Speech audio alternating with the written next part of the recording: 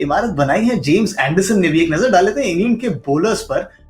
जिस तरीके से बॉलिंग करी है उन सब ने। ऑली रॉबिन्सन ने अपने दूसरे ही टेस्ट मैच में फाइफर लिया। जेम्स एंडरसन उन 4 विकेट्स को लेते ही जहीर बन गए तीसरे सबसे ज्यादा विकेट्स लेने वाले गेंदबाज। टेस्ट क्रिकेट हिस्ट्री में अनिल कुंबले को सरपास कर गए। 621 विकेट्स जिस तरीके से उन्होंने लिए हैं, और ये इतना लंबा करियर है, 39 साल के हैं। आज भी जब at the top of his mark वो खड़े होते हैं अपने मार्क के ऊपर, तो बल्लेबाज के मन में शंका तो आती है कि ये मेरा विकेट निकाल के ले जाएंगे। जी बिल्कुल, इसमें कोई शक नहीं है। और ये जिस श्रेणी के ये गेंदबाज है, और जिस तरीके से वो कहते हैं ना टेनासिटी के, जितनी इन्होंने मेहनत की, इतना आसान नहीं होता कि बतौर फास्ट बॉलर आप इतना लंबा करियर रखे।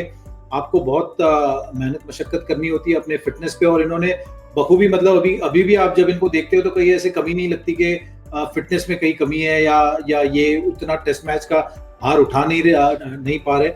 तो मैं समझता हूँ कि ये बहुत ही अच्छी बात है जब वो जो एक सूची दिखाई ना आपने कि हाईएस्ट विकेट टेकर्स पूरे वर्ल्ड के, तो उसमें तो ज्यादातर वो डोमिनेटेड थी स्पिन से।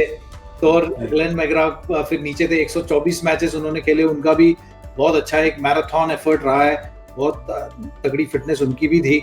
और उन्होंने 563 विकेट लिए, इन्होंने उनको भी बेटर किया है। और अभी जो एक फास्ट बॉलर का फ्लैग जो उस पहाड़ पे जो माउंटेन पे लहराना चाहिए, उस तरफ अभी एंडरसन ही एक ऐसे गेंदबाज है, मैं समझता हूँ। क्योंकि आने वाले समय में मुझे नहीं लगता कि कोई इतने जल्दी या इस मुकाम तक बतौर तेज गेंदबाज पहुंच पाएगा।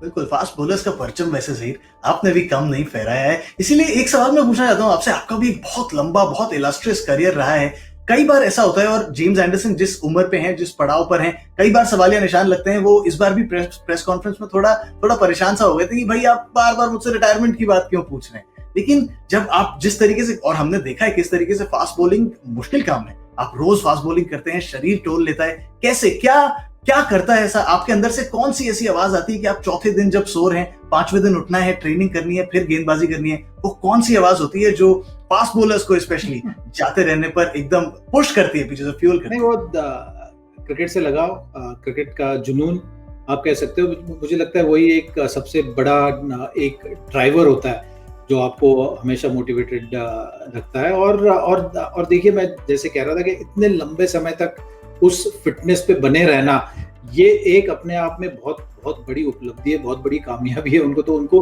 उस चीज की भी दाद देनी होगी कि 163 मैच बतौर तेज गेंदबाज खेलना। तो मतलब ये मैं हमेशा यही कहता हूँ कि मतलब उनकी दाद देनी होगी जिस तरीके से इन्होंने अपने आप को ढाला है। हाँ, अभी आप कह सकते हो कि ये जो सवाल होते हैं ना कि आप कब तक खेलना चाहोगे, मतलब सारे कह रहे हैं कि हम आपको देख देख के थक गए कि आप अभी भी लगे हुए हो, ये वो। तो ये सब मुझे लगता है कि प्लेयर पे छोड़ देना चाहिए।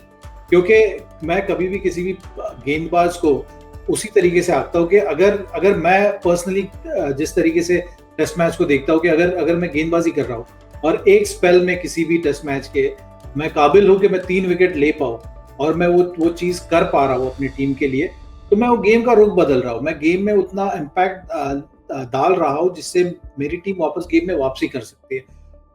एंडरसन की तरफ आप जब देखते हो तो ये सारी चीजें वो कर रहा है। अगर वो कर रहा है तो जो चीज इस स्तर पे जरूरी है, तो फिर सवाल कैसा? तो फिर तो ये डिसीजन उनका होना चाहिए कि मतलब अभी इतना सब कुछ कर दिया उन्होंने, इतनी अच्छी गेंदबाजी की है। तो मुझे नहीं लगता कि इस तरीके के सवाल उनके तरफ पूछने मैं समझता हूँ गलत होगा। और देखिए 39 इयर्स के वो है, उन्हें पता है उनकी बॉडी कितनी है, वो कितना एंजॉय कर रहे हैं खेलना। और जैसे कि आपने कहा कि चौथे दिन टेस्ट मैच के उठ के ग्राउंड पे जाना और उस इंटेंसिटी से खेलना, अगर आप उस इंटेंसिटी से खेल पा रहे हैं तो क्यों नहीं, जितनी आपकी मर्जी है उतना खेलिए।